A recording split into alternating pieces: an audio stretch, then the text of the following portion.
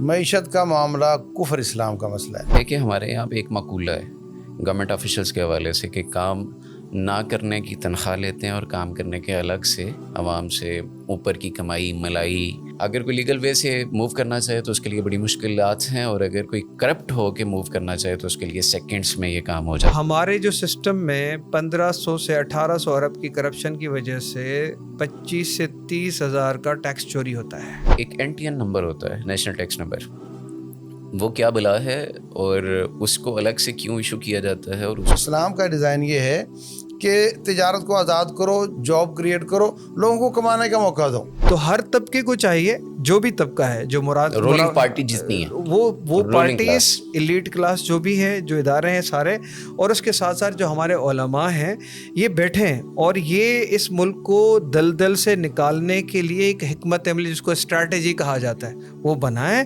اور پیش کریں. بسم اللہ والصلاۃ والسلام علی رسول اللہ.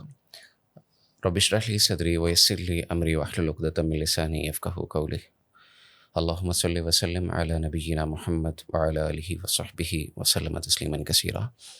سامعین محترم، ہم نہد کے پلیٹ فارم سے آپ کے لیے پاکستان کی اکنامکس کو سمجھنے کے لیے ایک پروگرام لے کے حاضر ہوئے ہیں، اور اسلامک اکنامکس کے حوالے سے ہمارے پاس ماہر تعلیم اور اکنامکس کو اسلام کی روشنی میں ویل ڈیفائن کرنے والی شخصیت یوسف طیبی صاحب حافظ اللہ تبارک و تعالیٰ کی ہے. سر خوش آمدید، آپ کے وقت نکالنے کا شکریہ. اور اس کے ساتھ ہمارے ساتھ اسٹوڈیو میں موجود ہیں غلام مرتضیٰ قریشی صاحب، کراچی سے تشریف لائے ہیں. کراچی سے تعلق ہے، پاکستان کی اکنامکس کو، ٹیکس نیٹ کو، اس سے ریلیٹڈ جتنی بھی ہماری اصلاحات ہیں ان کو بڑے اچھے سے سمجھتے بھی ہیں، اور پریکٹیکلی ان کا ایک اچھا وسیع تجربہ بھی ہے. سر بہت شکریہ آپ کی آمد کا، آپ کے وقت نکالنے کا. اچھا سر، قریشی صاحب، پہلا سوال آپ سے ہے، یہ ہم نے پچھلے پروگرام میں بھی ڈسکس کیا کہ بجٹ، پھر ہمارا انکم ٹیکس، سیل ٹیکس اور اس طرح کی ساری چیزیں. اب اس میں یہ ہے کہ ہمارا جو سیل ٹیکس ہے یہ پچھلے سال کی نسبت اس سال اس میں کچھ چینج کیا گیا ہے، بڑھایا گیا ہے. اس میں عوام کے لیے کوئی ریلیف ہے یا مشکلات ہیں یا کیا ہے، اور اس کو کس طرح سے دیکھنا چاہیے؟ Thank you sir. اس میں اصل میں یہ کہ جو ہمارا انڈائریکٹ ٹیکس ہے، سیلس ٹیکس، یہ پہلے سے بڑھا کر 18% کر دیا گیا ہے. تو ڈیفینیٹلی جو بھی پاکستانی جو بھی وہ پروڈکٹ خریدے گا جس پہ ٹیکس لگے گا، اس کو 18% اوپر پیسے دینے پڑیں گے. 100 روپے پہ 18%. ٹھیک ہے. تو ڈیفینیٹلی اس کی قوت خرید پہ ضرور فرق آئے گا. وہ جتنی پہلے چیزیں خرید سکتا تھا، ویسے بھی آپ کو پتہ ہے کہ جو ابھی اکانومی ہماری خراب ہوتی جا رہی ہے، اور جو ڈالر کے مقابلے میں ہمارے روپی کی جو قدر اور قیمت ہے وہ کم ہوتی جا رہی ہے، اور ڈالر بڑھتا جا رہا ہے. اور بہت سارے ہمارے مسائل جو بیلنس آف پیمنٹس کے ہیں، پھر ہمارے جو ٹریڈ ڈیفیسٹ ہے، اس کے علاوہ ہمارا بجٹ ڈیفیسٹ ہے، کرنٹ اکاؤنٹ جو ڈیفیسٹ ہے، بہت ساری چیزیں، ارننگ کے مواقع بھی بہت کم ہے. تو یہاں پر یہ کہ یعنی جو ڈیولپڈ کنٹریز ہوتی ہیں اس میں انکم پہ زیادہ ٹیکس لگا کر لوگوں کو نیٹ میں لا کر، تاکہ وہ جو ٹیکس کلیکٹ ہو اور لوگوں پہ خرچ ہو، لوگوں کی زندگیوں میں بہتری آئے، جو ملک ہیں وہ خود بہتر طریقے سے چل سکیں، ان کے مسائل کم ہو، جو معاشی مسائل بہت کم ہو. اب یہ سلوشن لانگ ٹرم نہیں ہے جو آپ اتنا بڑا 18%. اب یہاں پر دو چیزیں ہوتی ہے. جب بھی سیلس ٹیکس کے حوالے سے بات کی جاتی ہے تو جو مینوفیکچرر ہے، ہول سیلر ہے، یا اگلے جو بندے جو گڈس اگلوں کو بیچ رہے ہیں، جو اس کو کہتے ہیں ٹیکسیبل سپلائز. اب یہاں پر ایک تو 18% یہ ہو گیا. اگر آپ ان رجسٹرڈ پرسن کو سیل کریں گے تو 4% اس پہ فردر ٹیکس بھی الگ ہوگا. یعنی یہ اب اس کی شرح ہو جائے گی 22%.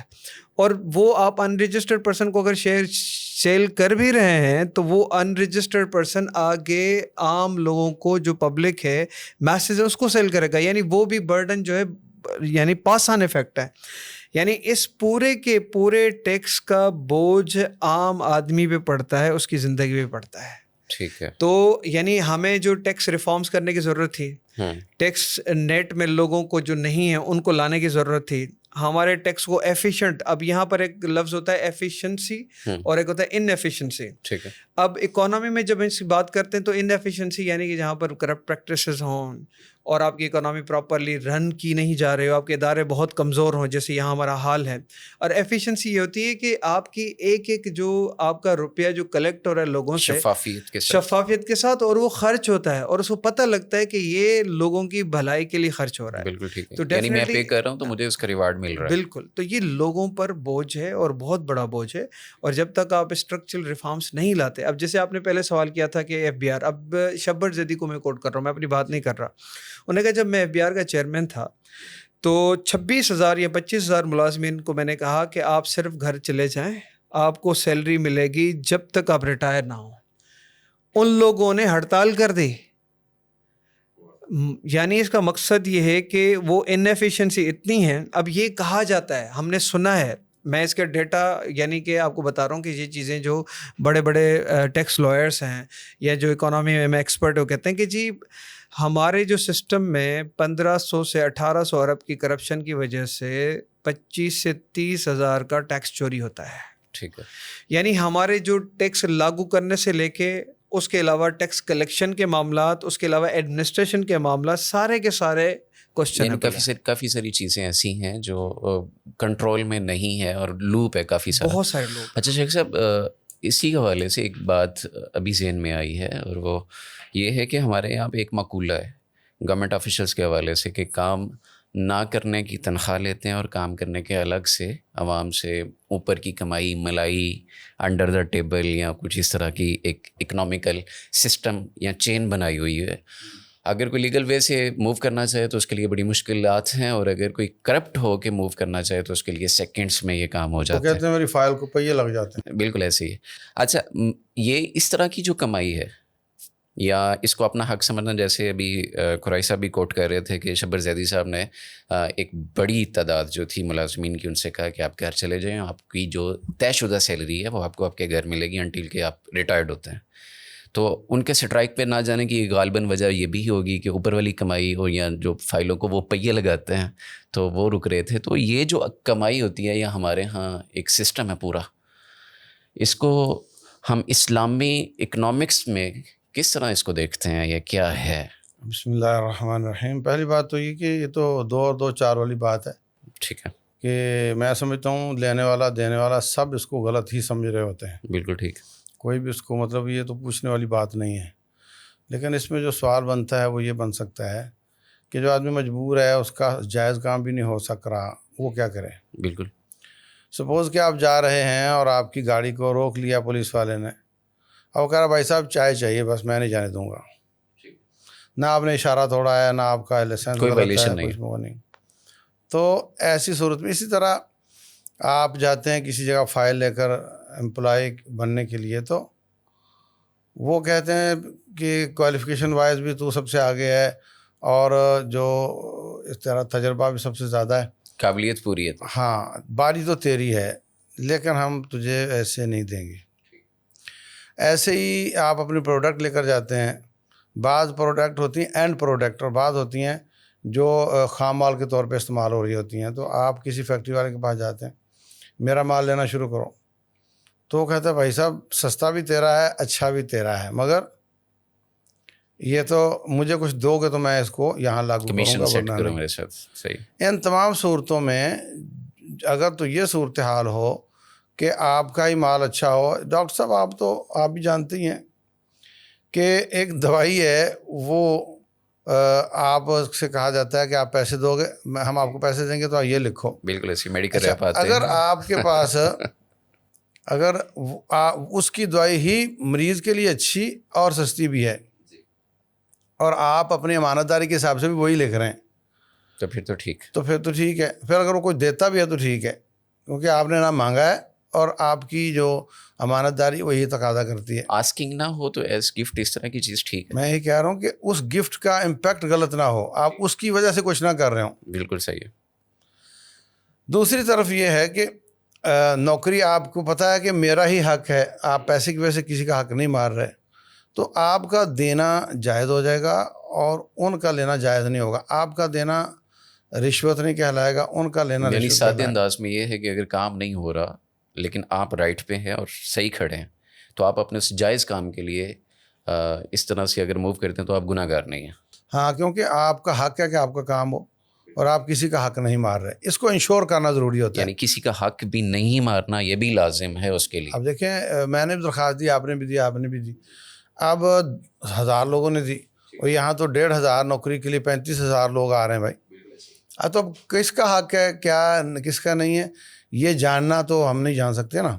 اگر تو واقعتاً انشور ہو جائے کہ بھی وہ کہہ رہے ہیں سینئر آپ ہی ہیں لیکن ہم آپ کوالیفائی کر رہے ہیں لیکن ہماری ڈیمانڈ یہ ہے پوری کریں, تو اگر آپ کو یقین ہو جائے کہ کسی کا حق آپ نہیں مار رہے مگر وہ اس کے بغیر آگے نہیں چل رہا تو پھر اس کی گنجائش نکلتی ہے. مجبوری ہے آپ کی, اس کے لیے لینا جائز نہیں ہوگا, آپ کے لیے دینا جائز. بالکل ٹھیک ہے. اچھا قریش صاحب, یہاں پہ آپ نے ٹیکس کی جب بات کی ہے اور شبر زیدی اور FBR وغیرہ کا, چونکہ ہماری اصلاحات ہی یہ ہیں اور ہماری ٹرمز مطلب عوام کے سمجھنے کے لیے یہی چیز ہے, اس میں ایک NTN نمبر ہوتا ہے, نیشنل ٹیکس نمبر, وہ کیا بلا ہے اور اس کو الگ سے کیوں ایشو کیا جاتا ہے اور اس کی فوائد یا نقصانات یا اس کا جو ہے کیا کہتے ہیں اسے فائلر اور نان فائلر, میرا خیال اسی پہ بیس کر کے پتہ چلتا ہے کہ بندہ فائلر ہے کہ نان فائلر ہے. بہت اچھا سوال کیا ڈاکٹر صاحب آپ نے. اصل میں ہمارے ہاں ایک بہت بڑا ابہام پایا جاتا ہے. اب لوگ کہتے ہیں کہ جی اگر میری انکم اتنی ہے نہیں کہ جس پہ مجھے ٹیکس دینا ہے تو کیا مجھے FBR کے ساتھ رجسٹریشن کرانے کی ضرورت ہے یا نہیں ہے. ٹھیک ہے. سب سے پہلی بات یہ کہ جب آپ رجسٹریشن کرانے جاتے ہیں تو آپ کے CNIC نمبر پہ آپ کو ایک نمبر الاٹ ہو جاتا ہے. اس کا ایک پراپر طریقہ ہے, ایک فارم بھرا جاتا ہے آن لائن FBR کا جس میں آپ کی ای میل ID, آپ کا نمبر, فون نمبر ہے, CNIC ہے, آپ کی ایڈریس ہے, بہت ساری چیزیں وہ جب آپ ڈالتے ہیں اب اس کے بعد آپ ایک رجسٹرڈ پرسن بن جاتے ہیں. اور اب NTN جو ہوتا ہے تقریباً آپ کا وہ CNIC ہوتا ہے اور اس کے ساتھ اگینسٹ آپ کو بھی پاسورڈ دیا جاتا ہے. اب دیکھیں اگر آپ ٹیکس پے بھی نہیں کر, مثال کے طور پر آپ کی انکم اتنی نہیں ہے کہ آپ ٹیکس پے کر سکیں, مگر کیونکہ آپ کو اس سسٹم میں رہتے ہوئے ان نقصانات سے بچنا ہے جو نقصان نان فائلر کو ہوتے ہیں. اب اس کا طریقہ یہ ہے کہ آپ اگر امپلائی ہیں اور آپ کی سیلری 6 لاکھ سالانہ یا 6 لاکھ سے کم ہے, آپ اپنے قوائف ڈالیں گے جی میری اتنی آمدنی ہے, اور اگر آپ کے پاس وہ کوئی ریسیٹ ہے ڈیفینیٹلی وہ تو پتہ ہوگا, اور آپ اپنا NTN یعنی جو ریٹرن فائل کر لیں گے تو آپ فائلر ہی کہلائیں گے چاہے آپ ٹیکس پے نہیں کر رہے. آگے چل کے آپ کو فائدہ یہ ہوگا کہ اگر آپ اسی پیسے کو تھوڑا بچا کے کوئی چیز خریدنا چاہیں تو آپ کی وائٹ منی سے وہ پرچیز کی جائے گی, یعنی آپ کو چھپانے کی ضرورت نہیں پڑے گی. اسی طرح کوئی بزنس کر رہا ہے, بزنس میں بھی یہ ہے کہ اگر 6 لاکھ سے کم آپ کا منافع ہو رہا ہے, ہاں تو آپ پہ یعنی یہ نہیں کہ آپ پہ ٹیکس لاگو ہوگا. اور اس میں آپ کو جب بزنس بندہ کرتا ہے تو اس کا ریٹرن جب فائل کرتے ہیں تو اس میں خرچے بہت سارے, ایک ایڈمیسیبل ایکسپینسز ہوتے ہیں, ایک ان ایڈمیسیبل ایکسپینسز ہوتے ہیں, تو وہ اس میں مائنس ہو کے باقی آپ کو پتہ چلتا ہے کہ جی یہ ان کی انکم ہے. تو آپ کو یعنی سب سے پہلے تو NTN نمبر لینا چاہیے تاکہ اس سسٹم میں رہتے ہوئے آپ نقصانات سے بچیں. دوسرا, اگر آپ کی انکم اتنی نہیں ہے جس پہ ٹیکس لاگو ہوتا ہے پھر بھی آپ اپنے ریٹرنز فائل کریں گے تو آپ فائلر کہلائیں گے اور آپ پہ وہ آپ کو نقصانات نہیں برداشت کرنے پڑیں گے جو نان فائلر اضافی ٹیکس سے نہیں ہے, جی ساری چیزیں وہ نہیں کرنا پڑیں گی. تو اس میں یہ عوامی سہولت کے لیے یہ پاسبل نہیں ہے کہ جو جیسے نادرا ایشو کرتا ہے آئیڈینٹی کارڈ یا نمبر, فیملی ٹری سارا بنتا ہے, تو اسی کے اکارڈنگ ہر بندے کو NTN میں خود رجسٹرڈ کر لیا جائے, جیسے وہ نادرا کے اندر جیسے اپلائی کرتا ہے اپنے ID کارڈ کو یا اس کے لیے, اس میں کیا مشکل ہے؟ اصل میں ڈاکٹر صاحب ہمارے عوام کے بڑے مسائل ہیں. اب کوئی بھی فارم بھرنا ہو تو اس میں پریشان ہو جاتے ہیں, اب وہ بندہ ڈھونڈنے کی کوشش کر رہے ہوتے ہیں. اگر ایک بندہ جو تھوڑا بھی پڑھا لکھا ہے, اگر میٹرک پاس بھی ہے اور اس کو ایک فارم پڑھنا اور اس کو فل آؤٹ کرنا آتا ہے تو وہ آرام کے ساتھ یہ فارم بھر کے خود یعنی کہ رجسٹرڈ ہو سکتا ہے. اب صرف ہمارے ڈر کی وجہ سے اور ہم کسی چیز کو کرنا نہیں چاہتے, ویسے ہم موبائل 24 گھنٹے استعمال کرنے کے لیے تیار ہیں, تو وہ اصل میں FBR نے یہ والنٹیرلی رجسٹریشن رکھی, اور ٹیکس یعنی میٹرس میں رجسٹریشن کمپلسری تب ہو جاتی ہے جب بندہ ٹیکسیبل انکم کما رہا ہو, یا مثال کے طور پر رجسٹر کرنے کے لیے لازمی طور پر اس کو رجسٹر ہونا ہے تو پھر وہ ایکشن لیتے ہیں. مگر عوام کو خود چاہیے کہ وہ فارم بھر کے اور رجسٹرڈ ہو جائیں, اور یہ اتنا مشکل فارم نہیں ہے. اس میں ایک مسئلہ یہ بھی ہو رہا ہے کہ چیریٹی والا ادارہ ہے, مدرسہ ہے, تعلیم ہو رہی ہے, بولے تم بھی NTN لو, ادارے کا NTN لو بھائی, یہ کیا چکر ہے؟ اصل میں شیخ صاحب اس میں بات یہ ہے کہ جو نان گورنمنٹل آرگنائزیشنس ہیں جس کو ہم کہتے ہیں کہ not for NGOs profit sector جو ہے. اب اس کو رجسٹریشن کے مختلف طریقے ہیں, جیسے کہ ٹرسٹ ایک رجسٹر ہو گیا. اب ڈیفینیٹلی آپ کے پاس انکم آ رہی ہے, چاہے ڈونیشنس کی صورت میں آ رہی ہے, کوئی لوگ آپ کو عطیات دے رہے ہیں, صدقات دے رہے ہیں, یا زکوٰۃ دے رہے ہیں, یا عشر دے رہے ہیں, کچھ بھی دے رہے ہیں. اب وہ اس کی انکم تو مانی جائے گی نا کہ یہ انکم آ رہی ہے, مگر آپ کیونکہ وہ خرچ کر رہے ہیں ان لوگوں پہ جو کہ انڈر پریویلیجڈ ہیں جی, اور آپ خود پہ نہیں کر رہے, اس کا ایک طریقہ ہے پورا ایف بی آر نے دیا ہے کہ آپ کچھ فارمیلٹیز ہیں, وہ سارے جو رجسٹریشن کے آپ کے پاس سرٹیفکیٹس ہیں, آپ کے خرچے کیسے ہو رہے ہیں, کس طرح کر رہے ہیں, وہ پھر جو کنسرنڈ آپ کا کمشنر ہے اس کے پاس جب اپلیکیشن موو کرتے ہیں انڈر انکم ٹیکس آرڈیننس 2001, تو وہ آپ کے ڈاکیومنٹس کو دیکھ کے سیٹسفائی ہو کر آپ کو ایک ایگزمپشن سرٹیفکیٹ دیتا ہے. پھر آپ رجسٹر ہوتے ہیں, آپ ریٹرن بھی فائل کرتے ہیں, مگر آپ بتاتے ہیں کہ آپ کی جتنی بھی انکم ہے یہ ایگزامپٹ ہے, اس پہ کوئی ٹیکس نہیں ہے. یہ تو خیر بہت مشکل ہے اس کی ایگزمپشن آج کل تو. قانونی طور پہ وہ باؤنڈ ہیں, اگر آپ اپنی فارمیلٹی ساری پوری کر لیتے ہیں تو آپ کو ایگزمپشن دینے کی, یعنی وہ لازمی طور پہ دینی چاہیے ان کو. صحیح.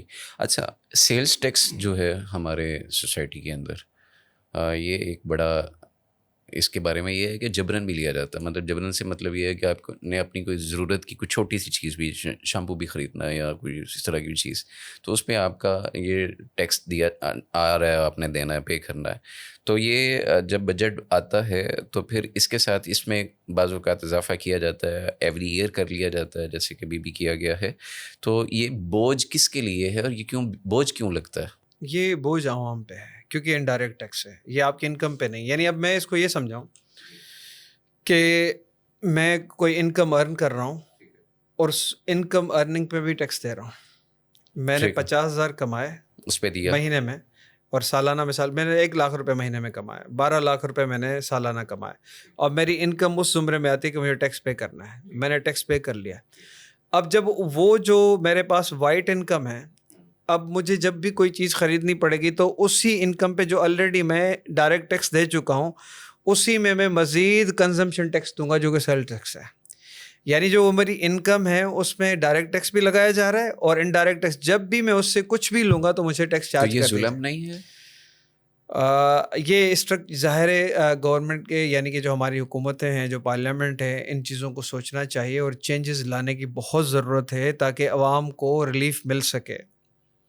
ویسے اس حوالے سے کیا آپ کے ذہن میں کیا ہے کہ کیا کیا ریفارمز ہونی چاہیے ایف بی آر کے اس سسٹم میں ساری, یا پاکستان کی اس ساری اکنامیکل بیسڈ جو سسٹم ہے جس کے اوپر یہ ساری بیس کرتی ہیں چیزیں, ریفارمز کی کیا ریفارمز ہونی چاہیے؟ ڈاکٹر صاحب, پہلی بات تو یہ کہ اس سال ہم نے تخمینہ لگایا کہ ہمیں 19,000 اور اس سے زیادہ پیسے چاہیے, 19,536 ارب چاہیے اس سال کے خرچے پورے کرنے کے لیے, ایک سال کے لیے. جی, جس میں آپ یہ سمجھیں کہ 5,276 جو ارب ہیں وہ جائیں گے پروونسز کو, 1,803 یا 4 ارب جائیں گے ہماری جو ہے ڈیفنس کے بجٹ میں, اور اس کے علاوہ جو گورنمنٹ رن کرنے کے لیے جس طرح کے ہمارے سارے اخراجات ہیں, سسٹمیٹک جنرل پبلک سروس, وہ 10,428 ارب کی ضرورت ہے اس کے لیے.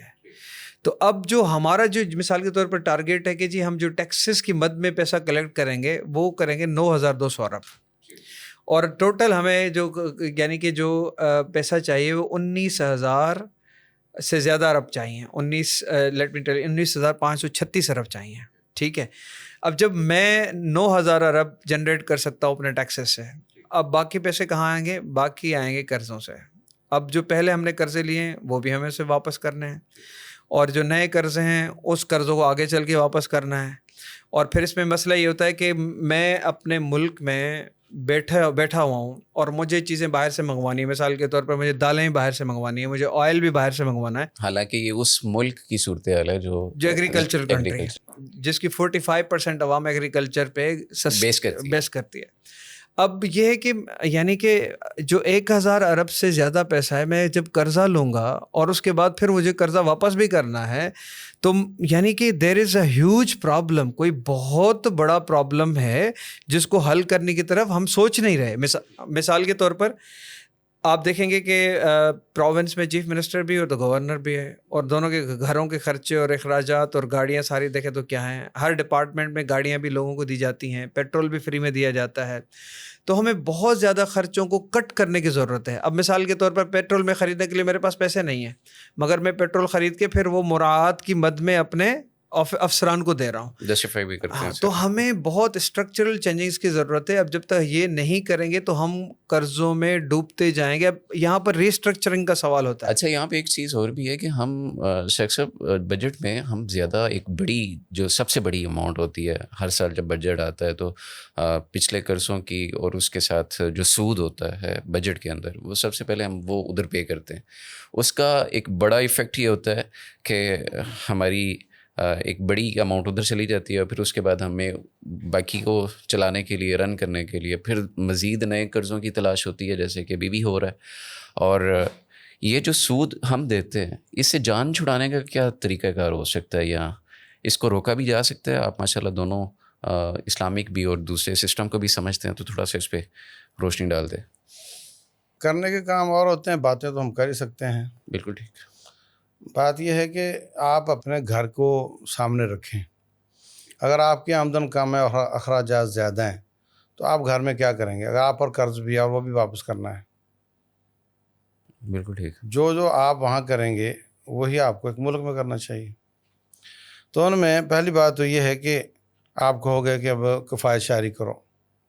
اگر ہر بچہ ایک کمرے میں پنکھا لگا کے سوتا ہے تو اب نہیں بھائی, ایک پنکھے کے نیچے زیادہ سو جاؤ. بالکل ٹھیک ہے. تو وہ جو ہے نا ہمارا جو بات کر رہے تھے بھائی بھی کہ گاڑیاں اور بڑے بڑے گھر, اب گورنری سسٹم جو ہے اب اس کی کوئی سمجھ نہیں آتی کہ جب وزیر اعلیٰ کا کام کر رہا ہے کیا ہے یہ, اس کا اتنا بڑا گورنر اس کس کام کا ہے اس کا. اور اگر پیرالل ہوتے ہیں نا سارے موجود. ہاں مطلب ایک وزیر اعلیٰ جو کام کر رہا ہے اس کا جو کام تعلیم وغیرہ کا گورنر کرتا ہے اس کو ایک وزیر الگ اس کو دے دو یار, بات ختم. بالکل ٹھیک ہے. تو اس طرح کے میجر چینجز لا کر اپنے اخراجات کم کرنے چاہیے. ہماری حالت تو یہ ہے کہ ہم وہ چیزیں بھی امپورٹ کر رہے ہیں جس کو ہنسی آتی ہے سن کر. کتوں اور بلیوں کی خوراک امپورٹ ہو رہی پاکستان میں. ابھی پچھلے دنوں کافی اس پہ پابندی ہر قسم کی امپورٹ پہ تھی, اور جب اجازت ملی ہے تو اس میں مینشن ہوا, میں نے خود پڑھا ہے کہ جانوروں کی خوراک بھی آئے گی باہر سے.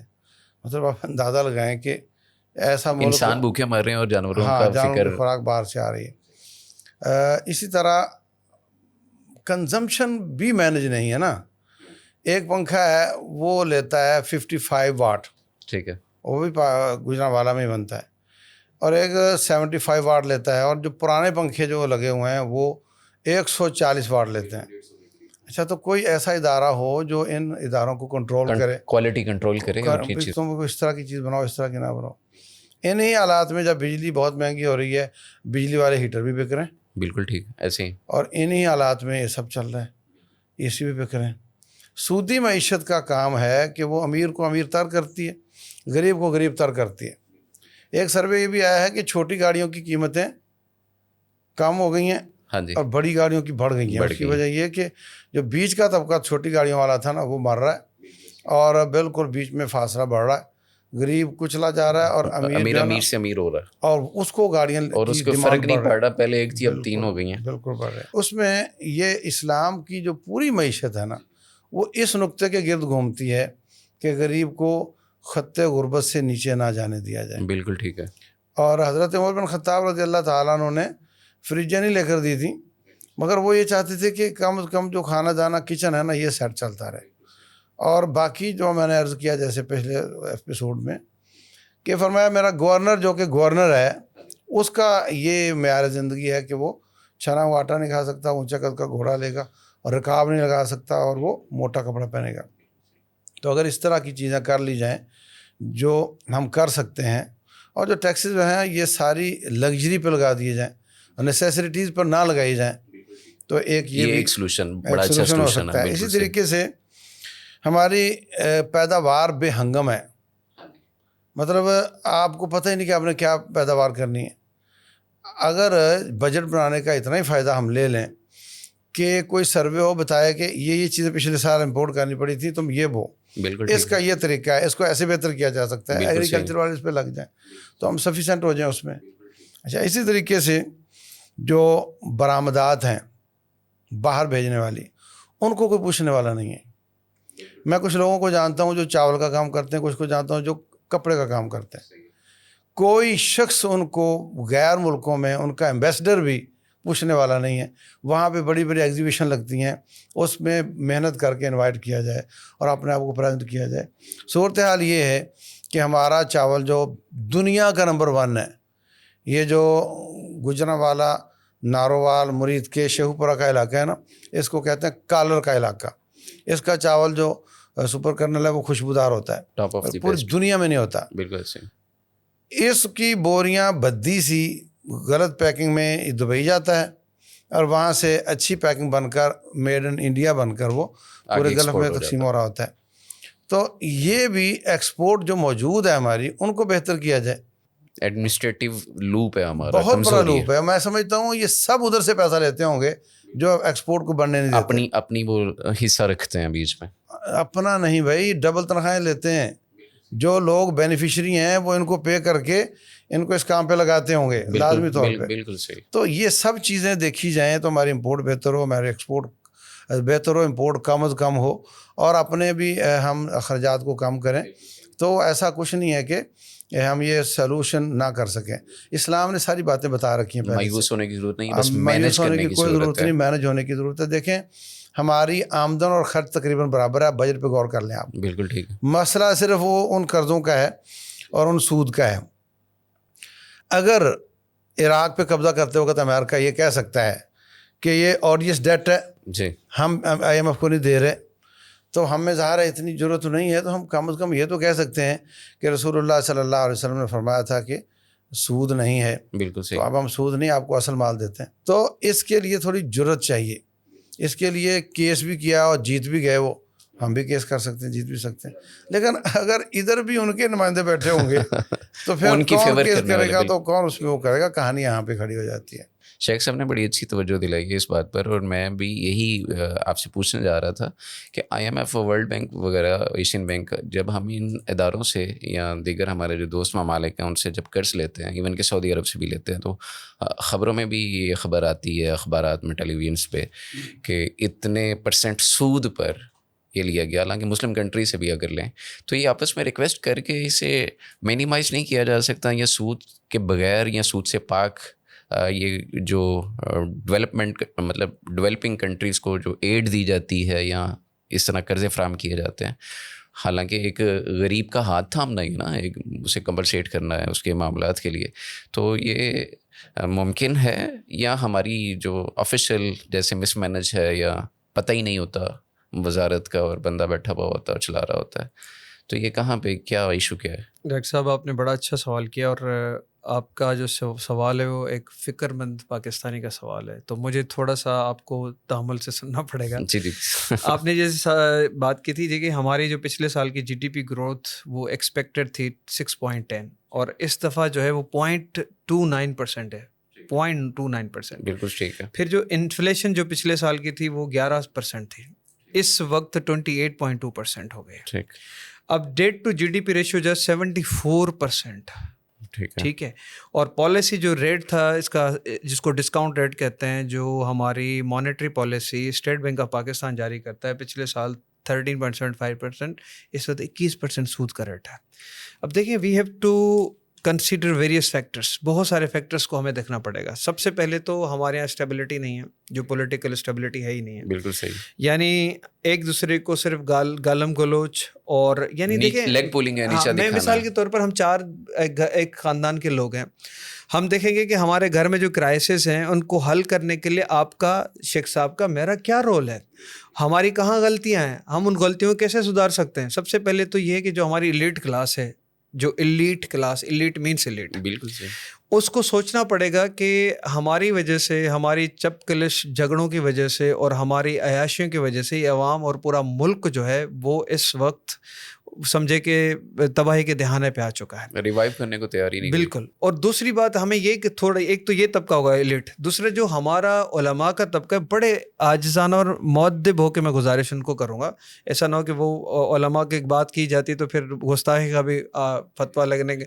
تو یہ سارے لوگ اس وقت جو خواہ کے مسائل ہیں, دیکھیں کہیں تو مشاجرات صحابہ پہ لڑائی چل رہی ہے, ٹھیک ہے, کہیں یعنی نان ایشوز پہ ان کو چاہیے کہ ایک تھنک ٹینک بنائیں اور پراپر طریقے سے لوگوں کے ساتھ بیٹھیں, آپس کی ایک کولیبریشن تو ہو. آپس میں, اور دوسرا جو لوگ ان چیزوں کو جانتے ہیں ان کے ساتھ بیٹھیں, ان مسائل کے حل کی طرف بہت سنجیدگی سے غور کریں, اور گورنمنٹ لیول پہ جا کے, پولیٹیکل پارٹیز کی لیول پہ جا کے, ہر جگہ جا کے اپنی سفارشات پیش کریں کہ جی پاکستان اس وقت قرضوں کی دلدل میں گر چکا ہے, اب اس کا نکالنے کے یہ حل ہم آپ کو پیش کر رہے ہیں. ریسکیو کرتے ہیں دیکھیں انٹرنیشنلی انٹیگریٹڈ اکانومی آپ جب آئی ایم ایف کے پاس جاتے ہیں, ورلڈ بینک کے پاس جاتے ہیں, ہم اس کو ڈسکس کریں گے جو برٹن ووڈ کا جو ایگریمنٹ تھا, اس کے بعد ابھی جو پیرس سمٹ ہوا ہے, یہ انشاءاللہ جو ہماری اگلی سیشنز ہوں گے اس میں ڈسکس کریں گے.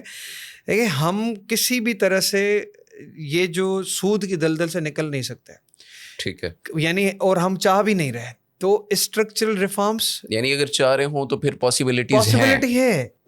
ایک انگریز کے ٹویٹر کو میں نے وہ ہے اس کو پڑھا تھا, ہینڈل دیکھا اس کا. ہاں, تو وہ ہینڈل پہ وہ کہہ رہا تھا کہ میں کیونکہ سیاست میں نہیں ہوں اتنا اور نہیں میں نام لیتا ہوں, تو کسی کے لیے کہہ رہے تھے کہ اگر آپ اتنا زور لگا رہے ہیں کسی ایک پولیٹیکل پارٹی کے خلاف, اگر آدھی بھی آپ کوشش کرتے, اس کی آدھی بھی کوشش کرتے کہ پاکستان کے مسائل حل ہو جاتے, تو ہر طبقے کو چاہیے, جو بھی طبقہ ہے, جو رولنگ پارٹی جتنی ہے وہ پارٹیز, ایلیٹ کلاس جو بھی ہے, جو ادارے ہیں سارے, اور اس کے ساتھ ساتھ جو ہمارے علماء ہیں, یہ بیٹھیں اور یہ اس ملک کو دلدل سے نکالنے کے لیے ایک حکمت عملی, جس کو اسٹریٹجی کہا جاتا ہے, وہ بنائیں اور پیش کریں.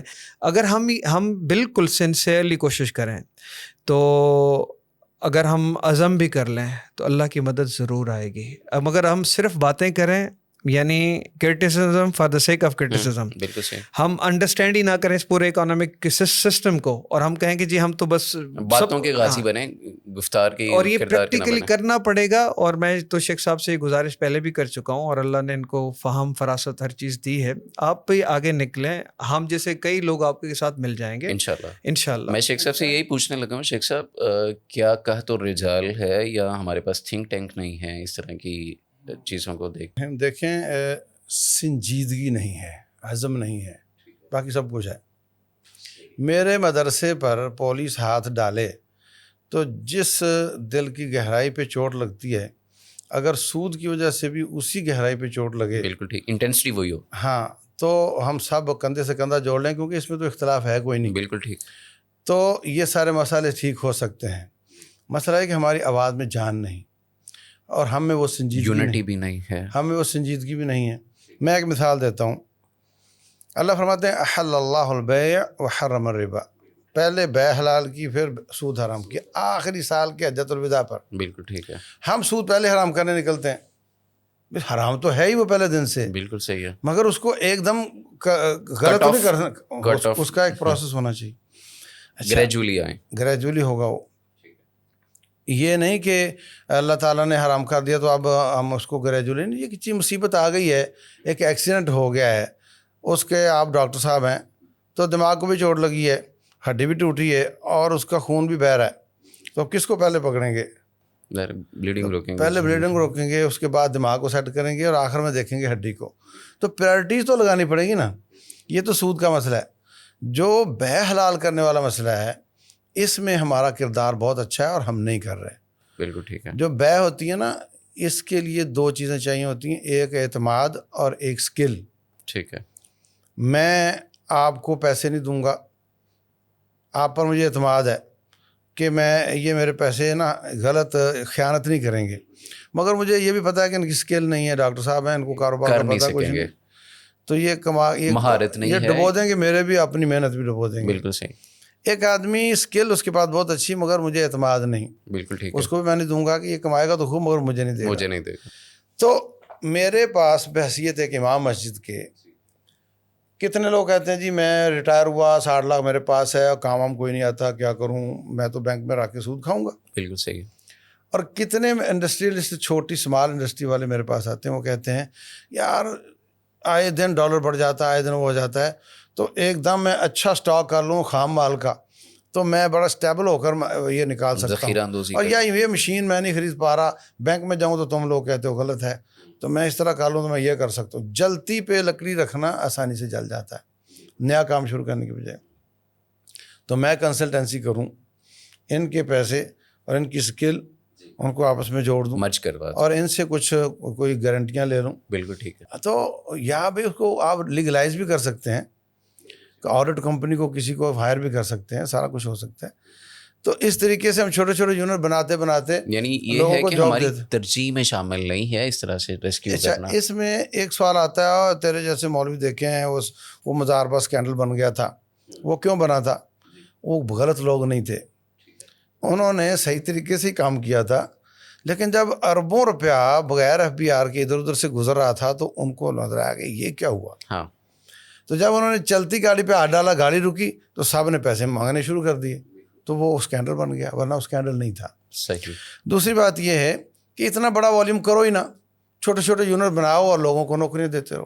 اور میں یہاں پر علماء کے ساتھ ساتھ جو ریلیف والے بڑے بڑے نام ہیں, نام معروف ہے آپ کے سامنے, جی جی جی جی. یہ بیچارے دسترخوان لگا رہے ہیں, سستا تنور لگا رہے ہیں, اور جناب یہ ان کو چاہیے کہ لوگوں کو بکاری بنانے کی بجائے ان کو صاحب جاب دیں, روزگار کریں. ان کو جاب دیں. بالکل ٹھیک. اسلام کا ڈیزائن یہ نہیں ہے کہ آپ ان کو فلاں ریلیف فنڈ دے دو یا اس کو فلاں دے دو. اسلام کا ڈیزائن یہ ہے کہ تجارت کو آزاد کرو, جاب کریٹ کرو, لوگوں کو کمانے کا موقع دو.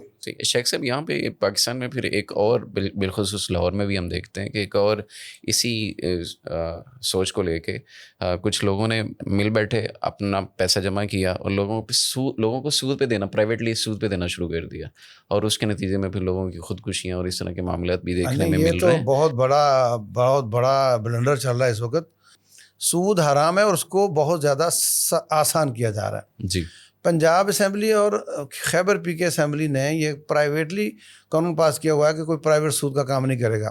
اگر یہ لوگ جو خودکشیاں کر رہے ہیں جا کر درخواست دے دیں تھانے میں تو وہ پکڑے جائیں گے, ان کو ریلیف مل جائے گا. یہ میں عوام کو بتانا چاہ رہا ہوں. یعنی عوام کے لیے یہ پیغام ہے کہ اگر آپ اس طرح کے کسی شکنجے میں پھنس چکے ہیں تو بجائے اس کے کہ آپ اپنے اوپر ظلم کریں اور اپنے بچوں کو یتیم کر کے دنیا سے جائیں, تو بہتر یہ ہے کہ آپ گورنمنٹ کے اداروں کے پاس جائیں, آپ پولیس کے پاس جائیں, آپ دیگر جو ادارے ہیں ان چیزوں کو کنٹرول کرنے والے, آپ ان کے پاس جائیں اور ان سے جا کے مدد مانگیں اور ان کو بتائیں کہ ہمارا یہ مسئلہ ہے اور قانون کے مطابق بھی اور اسلام کے مطابق بھی یہ چیز حرام ہے. پھنس گیا تو نکلنے کی راہ اچھا, موجود پھر ہے. ایک بات یہ بھی میں کرنا چاہوں گا کہ یہ مطلب نہیں کہ پنجاب اور خیبر PK میں خوب لو بھائی, قرضے لو اور پولیس کے پاس چلے جاؤ, غلط بات ہے. یاد رکھو سود کا کانٹیکٹ کرنا بھی حرام ہے. بالکل. یاد رکھو قرض سود کے بغیر لینا بھی 1000 بار سوچ کر. رسول اللہ صلی اللہ علیہ وسلم فرماتے ہیں کوئی شخص اللہ واسطے لڑتا ہوا شہید ہو جائے, پھر زندہ ہو, پھر شہید ہو جائے, پھر زندہ ہو, پھر شہید ہو جائے, اگر قرض رہ کر مرا ہے اور قرض اس کا ادا نہیں ہوا جنت میں نہیں جا سکتا. اللہ اکبر, اتنا سنگین معاملہ. اور حضرت قتادہ رضی اللہ تعالیٰ عنہ ایک جنازے میں تھے تو نبی صلی اللہ علیہ وسلم نے فرمایا مکروہ تھا, میں اس کا جنازہ نہیں پڑھوں گا. 2 دینار تھے صرف. حضرت قتادہ کہتے ہیں حضرت میں دے دوں گا, آپ جنازہ نہ روکیں. ٹھیک ہے. اگلے ہی دن پکڑ لیا حضرت قتادہ کو, کیا بنا 2 دیناروں کا؟ کہتے ہیں حضرت کل کی بات ہے, دے دوں گا. میں اس کو روک لیا گیا, ان صاحبکم معصور بدین, اللہ اکبر, اس ساتھی کو قید کر دیا گیا ہے اس قرض کی وجہ سے. اسے نجات. تو وہ گئے, جا کر 2 دینار ادا کیے, آ کر رپورٹ کرا تو رسول اللہ صلی اللہ علیہ وسلم نے فرمایا الآن برت علیہ جلدہ, قتادہ تو نے اب اس کی چمڑی کو ٹھنڈا کیا ہے. اللہ اکبر. تو یہ دیکھو صحابہ کرام پیٹ پر پتھر باندھتے تھے مگر اس چکر میں نہیں پڑتے تھے. بالکل ٹھیک. پیٹ پر پتھر 24 گھنٹے کا بھوکا باندھتا ہے, بالکل اس سے زیادہ کا. 24 والے تو ہم کئی بار روزے رکھے 24 گھنٹے کے, یہ نہ جانے کب کے بھوکے ہوں گے وہ, جو یہ حالت کتنے دنوں کی بھوک ہو. ہاں نا. اور اس کے باوجود وہ ان چکروں میں نہیں پڑتے تھے. تو ہمیں اپنے آپ کو اور اپنے بھائیوں کو نصیحت کروں گا کہ قرضوں کے چکر میں نہ جاؤ, اور اگر کوئی پھنس گیا ہے تو وہ شکایت کرے اور اپنے بچوں کو یتیم نہ کرے. بالکل صحیح ہے. اچھا قریش صاحب, FBR جو ہمارا مین ادارہ ہے اس کے اندر بھی ریفارمس کی ضرورت ہے. گورنمنٹ سیکٹر میں بھی ریفارمس کی ضرورت ہے ایڈمنسٹریٹیولی بالخصوص. جیسے DC صاحب یا AC صاحب ان کو جناب گاڑیاں فارچونرس اور 2.5 کروڑ روپے کی, اور بسا ہوگا تو ہم دیکھتے ہیں کہ لیکسس بھی جناب چلائی جا رہی ہیں, V8 چلائے جا رہے ہیں, یعنی 10 کروڑ سے اوپر کی گاڑیاں, پھر ان کے ساتھ ڈرائیور. اگر میرا خیال یہ ہے کہ اصلاحات میں اگر یہ چیز بھی آ جائے کہ یہ بھی چھوٹی گاڑیوں پہ آ جائیں, اگر گاڑیاں چلانی ہی ہے, مووی کرنا ہے, اگر یہ چھوٹی گاڑیوں پہ آ جائیں, آلٹو وغیرہ پہ آ جائیں, کلٹس پہ آ جائیں, اتنی بڑی بڑی SUVs رکھنے کی یہ بھی ہونا چاہیے. سر اصل میں بڑا آپ کا اچھا سوال ہے. انٹرپٹ کر رہا ہوں کہ یہ جو بڑی SUVs ہیں یہ ساری پاکستان امپورٹ کرتا ہے, اور اس کے بدلے میں پاکستان کا جو بھی ہے وہ سارا باہر جاتا ہے ڈالر میں شفٹ ہو کے, اور پاکستان کو تو الٹیمیٹ نقصان ہے اس کا. سر یہی بات ہے نا کہ جو سیلری ہے, سیلری کی ڈیفینیشن کیا ہے؟ سیلری کی ڈیفینیشن یہ ہے کہ جو بندہ ہائر کیا ہے گورنمنٹ نے, وہ جو اپنی سروسز دے رہا ہے جی اس سروسز کے بدلے میں اس کی مد میں سیلری اور دوسرے اس کو مراد دی جا رہی ہیں. بالکل ٹھیک ہے. اب جو گاڑی دی جا رہی ہے, کیا گاڑی اس کو پرسنل یوز کے لیے دی جا رہی ہے کہ وہ باہر جا کے گھومے, اس کے بچے پھر شام کو گاڑیاں لے کے عیاشیاں کریں, یا وہ سرکاری پیٹرول پہ, یا گاڑی وہ اس لیے لی جا رہی ہے کہ جو اس کو آفیشیل کام دیا گیا ہے اس آفیشیل کام کو پرفارم کرے اور اس کے لیے صرف یوز کرے. بالکل ٹھیک ہے. تو گورنمنٹ کو دیکھیں, جو بڑی ڈیولپڈ کنٹریز ہیں نا, تو وہاں پر جو گاڑیاں دی جاتی ہیں وہ صرف آفیشیل کام اور اسائنمنٹ کرنے کے لیے دی جاتی ہیں. بالکل ٹھیک ہے. یہاں پر یہ کرنا پڑے گا. یہاں پر 2 ایکسٹریمز ہیں. ایک ایکسٹریم یہ ہے کہ اس طرح کی عیاشی, اس طرح کے مراد جو کہ یہ قوم برداشت نہیں کر سکتی. دوسرا, 460 ارب اس بجٹ میں رکھے گئے ہیں بے نظیر انکم سپورٹ پروگرام میں, کیونکہ شیخ صاحب نے ایک بات بڑی واضح طور پہ کہہ دی, تو میں ہاں مجھے بھی تھوڑی سی ہمت ہوئی کہ میں اس پہ بات کروں. دیکھیے 460 ارب میں 460 انڈسٹریز لگ سکتی ہیں. بالکل ایسے ہی. جب آپ اکنامک ایکٹیویٹی بڑھاتے ہیں تو لوگوں کو روزگار ملتا ہے. اگر ایک شہر میں انڈسٹری لگ جائے, کتنے لوگوں کو روزگار ملے گا اور کتنے بھکاری بننے سے بچ جائیں گے. اب جو عورتوں کو دی جاتی ہے مثال کے طور پر, اب عورتیں وہاں پر لائن میں لگتی ہیں, پھر دن تذلیل ہوتی ہے, پھر اس کے بعد وہ بندے پیسے لیتے ہیں کہ جی جو سب سے پہلے آئے گا اس کو اتنے, بہت یعنی ایک پورا جو سسٹم ہے اس کو ایسا کرپٹ کر دیا گیا ہے اور اتنا پینفل پروسیس ہو گیا ہے کہ ہم جو ہے نا اس ایک دلدل میں پھنس چکے ہیں. تو وہ جو آپ بات کر رہے ہیں جو عیاشی ہے, پروٹوکولز کی, گھروں کی, بڑے بڑے گھر یعنی محل نما گھر, اگر وہ آپ ایڈمنسٹریشن کی بات کریں, پھر بڑی بڑی گاڑیاں, پھر اس کا پیٹرول. اس کے علاوہ صرف یہ نہیں ہے, ان کو ڈرائیور بھی دیے جاتے ہیں, ان کے مختلف یعنی کہ آرمی آف جو ہے وہ نوکروں کی آرمی, 2-4 لوگ ہوتے ہیں جی. تو یہ بالکل اس پہ وہی میں گزارش کروں گا کہ جتنی بھی لیڈ کلاس کے لوگ ہیں, پولیٹیکل پارٹیز ہیں, ان کو سمجھنا سوچنا پڑے گا, اور بیوروکریسی کو بھی سوچنا پڑے گا کہ یہ ملک ہم سب کا ہے. یہ صرف ایک استحصالیہ طبقے کا نہیں ہے, مال غنیمت نہیں ملا ہوا کہ جو مرضی لوٹ کسوٹ کر کے. اور جب آپ کو ایران کی بات ذہن میں ہے کہ وہاں جب وہ بادشاہ چلا گیا تھا تو کیا ہوا تھا, یعنی لوگ اگر اس طرح بھوکے پریشان حال, بچے اپنے بیچنے پہ مجبور ہو جائیں گے, عزتیں بکیں گی سر بازار, تو اس کے پھر ریپرکشنز پورے معاشرے پہ. بالکل ایسے ہی. اچھا شیخ صاحب, اکانومسٹ یہاں جو ہیں پاکستان کے, BBC بھی اٹھا لیں یا دیگر ہمارے اپنے پاکستان کے جو موقر ادارے ہیں, اگر وہ اٹھا کے ان کو پڑھنا شروع کریں تو اس میں وہ ایک بات بڑی کامن کہتے جی آبادی کا کنٹرول کرنا, اور اگر بچے سنبھال نہیں سکتے تو پیدا کیوں کرتے ہو, اگر پرورش نہیں کر سکتے تو اس طرح کے جملے وہ بولے جاتے ہیں. اور پاکستان کی اکانومی کو کنٹرول کرنے کے حوالے سے وہ کہتے ہیں کہ جی پاپولیشن جو ہے وہ کنٹرول میں رہنی چاہیے, اور یہ خاندانی منصوبہ بندیاں اس طرح کی, اور بسا اوقات اللہ معاف کرے کفر والے جملے بھی بولے جاتے ہیں کہ معاذ اللہ, اللہ سنبھال نہیں سکتا تو اللہ نے ریسورس نہیں پیدا کیے, تو یہ ساری چیز. تو اس پہ کیا ہونا چاہیے, اس پہ ترجیح کیا ہونی چاہیے, اور اسلام کیا کہتا ہے؟ بہت گہرا سوال ہے. دیکھیں اللہ تبارک و تعالیٰ فرماتے ہیں وَإِن مِّن شَيْءٍ إِلَّا عِندَنَا خَزَائِنُهُ, ہمارے پاس ہر چیز کے خزانے بھرے پڑے ہیں. وَمَا نُنَزِّلُهُ إِلَّا بِقَدَرٍ مَّعْلُومٍ, ہم اپنی مخلوق کے اندازے کے مطابق ان کو پرووائڈ کرتے ہیں. اچھا یا اللہ جی آپ زیادہ کیوں نہیں دے دیتے, آپ ان کو تھوڑا تھوڑا کیوں دیتے ہیں, ان کے اندازے کے مطابق کیوں دیتے ہیں, آپ ایک دم دے دیں, آپ سارے خزانے کھول دیں. بالکل.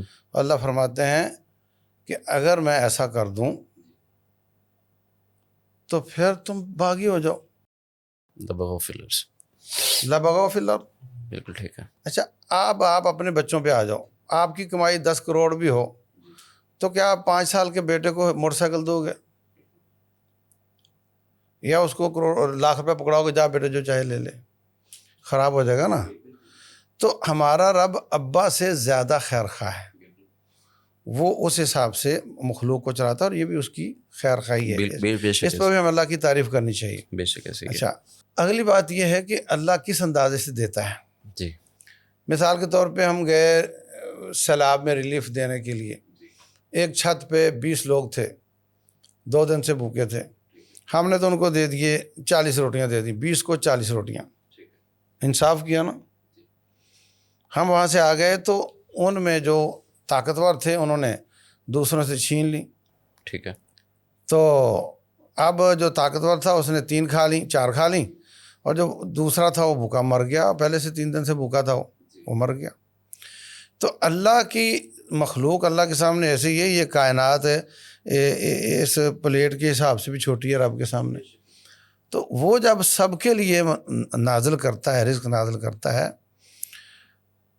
تو وہاں پہ اب ناانصافی ہوتی سودی معیشت کے ساتھ.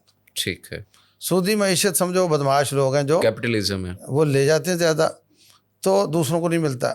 صومالیہ میں یا برما میں اگر کوئی بھوک سے مرتا ہے نا تو اس کی وجہ کیپٹلزم ہے, اس کی وجہ سے سودی معیشت ہے.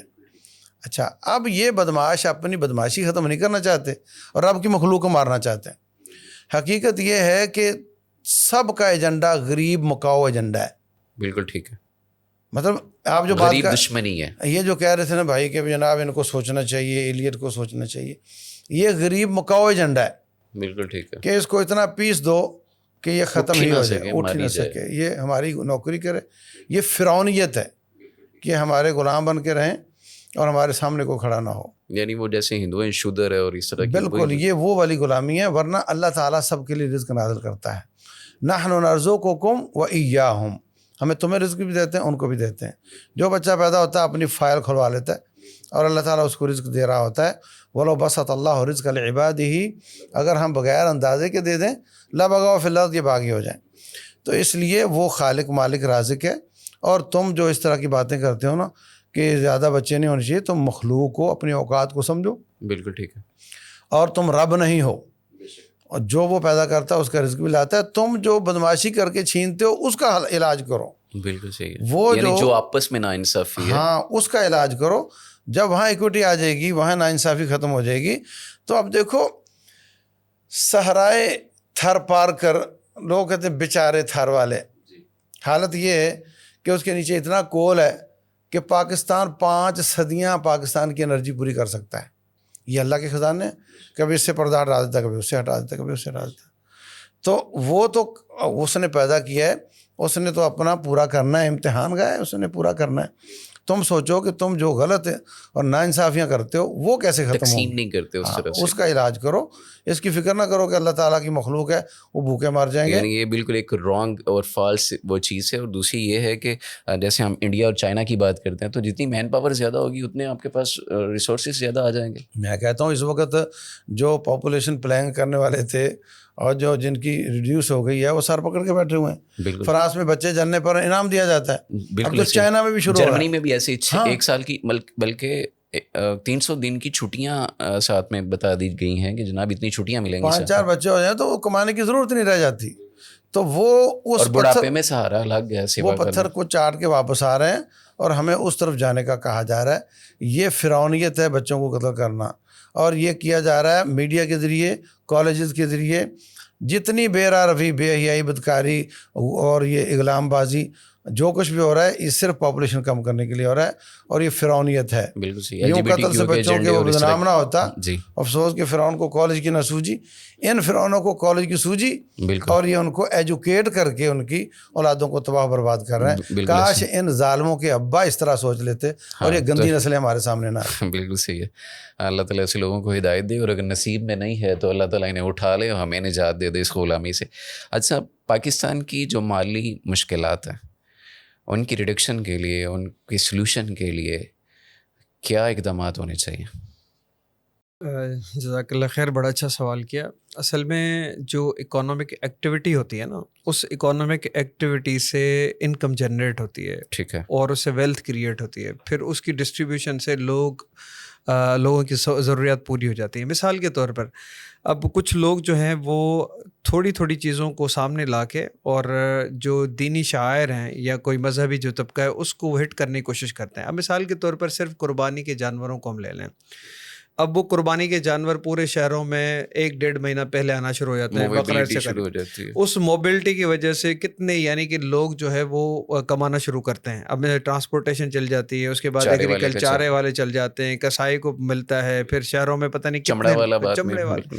تو یعنی ایک پوری ایکٹیویٹی, اب اس میں کوئی سود شامل نہیں ہے. بالکل صحیح. اور یہ کیش پہ کاروبار ہوتا ہے. اسی طرح آپ دیکھیں جو سبزی منڈیاں ہیں یا فروٹ منڈی ہے, تو ہمیں یہ دیکھنا ہوگا سب سے پہلے کہ جیسے چائنا نے 22 سال تک اس طرح اپنی پوری یعنی ملک میں کوئی چیز باہر سے امپورٹ نہیں کی تھی, اور سارے لوگوں نے اتنی محنت کی کہ چائنا سپر پاور بننے کے لیے, یعنی اس کی کیا اکانومی ہے ابھی اس دوڑ میں آ گیا. ایگزیکٹلی. تو ہمیں سب سے پہلی بات یہ ہے کہ اپنے مسائل کو حل کرنے کے لیے اس کی نشاندہی کرنی پڑے گی کہ کہاں کہاں مسئلے ہیں. اس کے حل کے لیے پھر پراپرلی ایک بڑی محنت کے ساتھ کوشش کرنی پڑی. اور دیکھیں ہمارے یہاں کیا ہے کہ دیکھیں اب جیسے یہ بھکاری بنانے والا پروسیس ہے. دوسرا دیکھیں جس کے پاس زیادہ پیسہ ہے وہ اس میں ڈالتا ہے یہ جو پراپرٹی کا کاروبار ہے, جو بلیک منی اس میں ساری آ رہی ہے. ابھی اگر اکانومک ایکٹیویٹی ہو, انڈسٹری لگے اور بہت سارے کاروبار تجارتیں شروع ہو جائیں, تو بہت سارے لوگ یعنی کہ وہ اپنے پیروں پر کھڑے ہونے کے قابل ہو جائیں گے. تو ہمیں ویلتھ کریشن کرنے کے لیے وہ مواقع پیدا کرنے پڑیں گے, اور قرضوں سے نجات حاصل کرنے کے لیے اپنے للے تللے ریڈیوس کرنا پڑیں گے اور انڈسٹری لگانی پڑے گی تاکہ لوگوں کو روزگار زیادہ سے زیادہ مل سکے. اچھا شیخ صاحب, ہمارے یہاں پہ ایک تو جو ایک چیز محسوس کی جاتی ہے کہ پیسہ, مال و دولت, شہرت ہونے کے باوجود جو ہماری رولنگ کلاس ہے یا ایلیٹ کلاس ہے وہ شکوہ یہ کرتی ہے کہ جناب مر گئے, رڑ گئے, ہے کچھ نہیں. یا ہمارے عام سوسائٹی کے بزنس مین بھی یہی باتیں کرتے ہیں, حالانکہ کئی فاقہ زدہ محلوں میں لوگ پڑے ہیں. لیکن اس کے پیچھے وجہ کیا ہے؟ یہ کیا ہم توکل میں پیچھے رہ گئے یا کیا کیا وجوہات ہیں, یا اپنے سے اوپر والے کو دیکھنا شروع کر دیا ہے؟ ہاں, یہ وجوہات تو بہت زیادہ ہیں. اس بارے میں 3 حدیثیں پیش کروں گا. ایک تو یہ کہ رسول اللہ صلی اللہ علیہ وسلم فرماتے ہیں انظروا الی من هو اسفل منکم ولا تنظروا الی من هو فوقکم. نیچے معیشت کے حساب سے نیچے والے کو دیکھو, اوپر والے کو مت دیکھو. غریب آدمی بمشکل گزارا کر رہا ہے مگر اوپر نہیں دیکھتا تو وہ خوش رہتا ہے. اچھا, میں ایک بات لمبی نہ ہو جائے تو ایک چھوٹا سا واقعہ. جی. کراچی میں ایک بہت بڑے بینک کا چیئرمین, اس کا بیٹا 5-6 سال کا اسکول میں پڑھتا ہے. اسکول وہ ریفلیکشن, اس وقت اس کی فیس 24,000 تھی, آج کل پتہ نہیں کتنی. ٹھیک ہے. اچھا اسکول, اچھا بنگلو, اچھی گاڑی, مگر وہ ڈل چوپ چاپ رہتا ہے. تو اس کا باپ ان کو لے کر نا, ہمارے بہت ہی پیارے ساتھی اور بزرگ ہیں خالد جامعی صاحب کراچی یونیورسٹی میں, ان کے پاس لے آیا. کہنے لگا جناب دیکھیں اس کو کیا مسئلہ ہے. اچھا خیر, وہ بات کی تو بچے نے بڑی مشکل کے بعد یہ بتایا کہ ہمارے گھر میں سوئمنگ پول نہیں ہے. اچھا ٹھیک ہے. اچھا, وہ کہنے لگے اس کا نصاب لے کر آؤ. تو وہی تھا وہ ماڈرن ایجوکیشن انگریزوں کے اس کے وہ تھا. تو اس میں اس نے دیکھا کہانیاں کیا تھیں کہ جناب ایک فیملی ہوتی ہے, ان کا ایسا لیونگ سٹائل ہوتا ہے, اس میں سوئمنگ پول ہوتا ہے, اور ان کا ایک کتا ہوتا ہے, ان کا اس کے ساتھ ہی سو رہا ہوتا ہے. وہ جب جاتے ہیں تو جہازوں پہ جاتے ہیں, ٹھہرتے ہیں تو 5 اسٹار ہوٹلوں میں ٹھہرتے ہیں. بالکل صحیح. اب میرا حیران ہوا کہ اگر اس طرح کا نصاب میرے سامنے پیش کیا جائے تو میں تو دیکھوں گا کوئی شرکیہ بات تو نہیں ہے, یا میں دیکھوں گا کوئی بے حیائی کی بات تو نہیں ہے, تو میں تو اوکے کر دوں گا. لیکن اس نے اوپر دیکھنا سیکھا تو وہ ڈال ہو گیا. اس کے مقابلے میں ایک بچہ سائیکی دب گئی سر. ہاں, ایک بچہ 500 فیس والے اسکول میں پڑھتا ہے اور اس کے تن پہ پورے کپڑے بھی نہیں ہوتے, اور گلی میں گلی ڈنڈا کھیلتا ہے, اور 2 کو مارا 2 سے کھائی اور بڑا خوش واپس آ جاتا ہے, کیونکہ وہ اوپر نہیں دیکھتا. یہ بہت بڑی سائیکی ہے اور نبی صلی اللہ علیہ وسلم کا فرمان ہے. تو یہ بیچارے ان کو جو اللہ نے نیچرل سکلز دی ہیں انہیں دباتی ہے یہ چیز کہ ہم اگر اپنے سے سپیریئر دیکھیں. میں ایک کرنل صاحب کو ملا تو میں نے کہا کہ آپ لوگ وہ ڈیفینس ہاؤسنگ میں ادھر کیوں نہیں رہتے, آپ عسکری ولاز میں کیوں رہتے ہیں؟ ٹھیک. تو کہا یار روز مرنے کی بجائے ایک ہی بات مر لو. وہاں ہم روزانہ اوپر دیکھیں گے اور ٹھنڈی سانس لیں گے, اور یہاں سب آپس میں ہیں تو ہم خوش رہتے ہیں. تو ایک تو یہ وجہ ہے. دوسری وجہ اس میں یہ ہے کہ جس شخص نے دنیا کو مقصد حیات بنایا اللہ اس کو یہ سزا دیتا ہے ٹھیک ہے. کہ وہ کہتا ہے یار مارے گئے لوٹے گئے اور ملتا کچھ نہیں بنتا کچھ نہیں اور وقت نہیں ملتا, میں مصروف بہت ہوں. رسول اللہ صلی اللہ علیہ وسلم تنگ کر دی جاتی ہے. یہ میں کہہ رہا ہوں جواب اس کے لمبے لمبے ہیں لیکن جو میں ٹھیک ہے. 2 حدیثوں پہ رہنا چاہ رہا ہوں. رسول اللہ صلی اللہ علیہ وسلم فرماتے ہیں من کانت الآخرۃ ہمہ, جس کی مقصد حیات آخرت ہوگا جمع اللہ علیہ امرہ, اس کے معاملات اللہ کلوز کر دیتا ہے. وجعل غناہ بین عینیہ, اس کی آنکھوں کے سامنے غنا اور تونگری لکھی رہتی ہے, وہ ہر وقت خوش رہتا ہے. بھرا ہوا ہے یار ٹھیک, پوچھو کیا حال ہے, ٹھیک ہے یار ٹھیک ہے الحمدللہ. اور من کانت دنیا ہمہ ہو, جس نے مقصد حیات دنیا کو بنایا شتت اللہ علیہ امرہ, اللہ اس کے معاملات بخیر دیتا ہے. یہ سزا ہے. پہلی سزا یہ وجعل فقرہ بین عینیہ, دوسری سزا یہ کہ ہر وقت اس کو فقیری نظر آتا ہے, روتا ہی رہتا ہے, ہی نہیں مر گیا. جب کہو درس ورس ہو رہا ہے آ جاؤ بھائی تھوڑا, کہتا نہیں یار ٹائم نہیں ہے, ٹائم ہی نہیں ہے. اللہ کی سننے کا ٹائم ہاں نا, تو وہ ٹائم تو سب کے پاس ہوتا ہے 24 گھنٹے, مگر وہ دنیا اس کی پریورٹی ہے, دین اس کی پریورٹی نہیں ہے. تو یہ 2 سزائیں اللہ دیتا ہے. یہی 2 سزائیں اللہ نے ایک رسول اللہ صلی اللہ علیہ وسلم نے ایک اور حدیث میں بیان کی. فرمایا کہ اللہ کا فرمان ہے تفرغ لعبادتی, میرے بندے میری عبادت کے لیے وقت نکال جس کے لیے میں نے تمہیں پیدا کیا ہے. بالکل ٹھیک ہے. املا صدرک غنن, میں تیرا سینہ غنا سے بھر دوں گا, سبحان اللہ.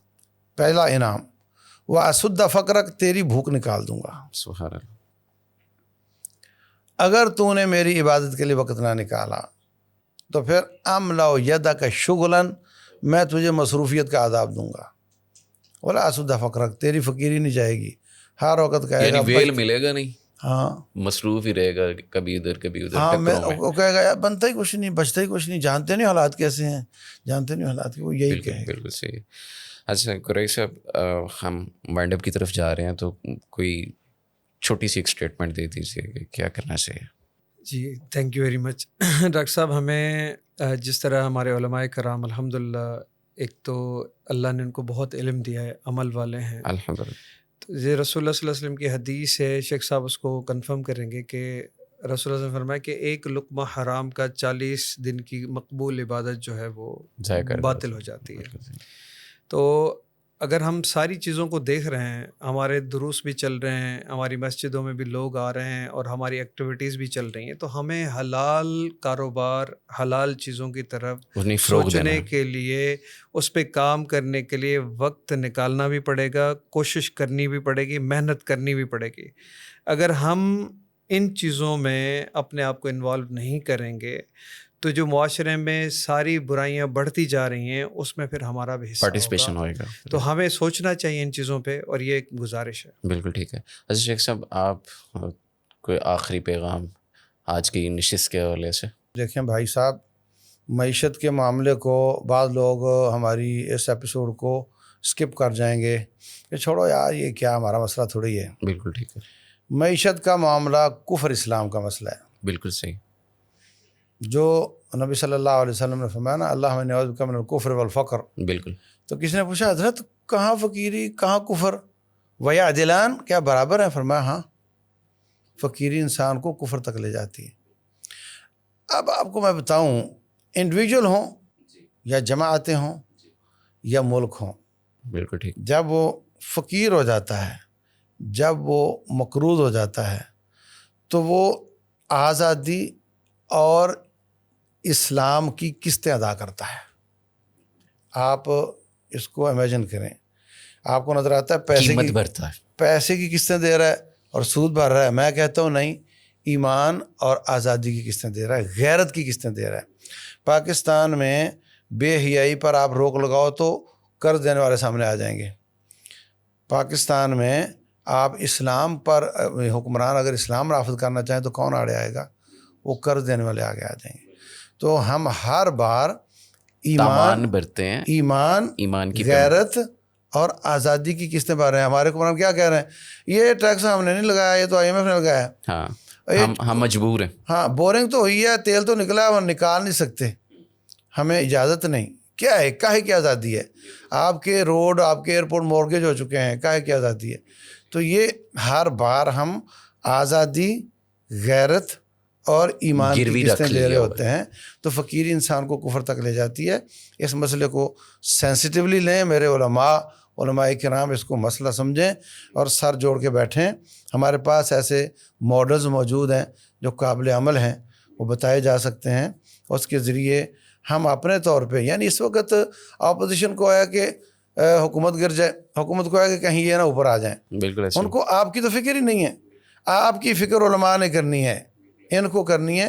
یہ سر جوڑ کر بیٹھیں تو انشاءاللہ اللہ تعالیٰ کی برکات آ جائیں گی اور اللہ برکات سے نوازے گا۔ آج کا پیغام بھی ناظرین یہی ہے، اللہ تبارک و تعالیٰ نے یہی فرمایا ومن اعرض عن ذکری فإن له معیشۃ ضنکا، جو میرے ذکر سے اعراض کرے گا اس کی معیشت تنگ کر دی جائے گی۔ اور معیشت سب سے بڑا آج کا ایک ایسا بت ہے جس کی عبادت بھی کی جا رہی ہے، اور ایسا ایک خدا ہے جس کے سامنے سب لیٹ چکے ہیں، لیکن حقیقی طور پہ یہ اللہ کے ہاتھ میں ہے، اور جب تک اللہ سے تعلق نہیں ہوگا، راسخ العلم علماء کے پاس نہیں بیٹھیں گے، اس کی باریکیاں نہیں سمجھیں گے، حلال اور حرام میں تمیز نہیں کر سکیں گے، اللہ کی ناراضگی رہے گی۔ اللہ تبارک و تعالیٰ میرے اور آپ سب کے دیکھنے سننے والوں کے حال پہ رحم فرمائے، اللہ ہمیں حلال رزق عطا فرمائے۔ انشاءاللہ اسی سلسلے کی مزید کڑیاں آپ کی گوش گزار کریں گے، ہمارے ساتھ رہیے گا۔ السلام علیکم ورحمۃ اللہ وبرکاتہ۔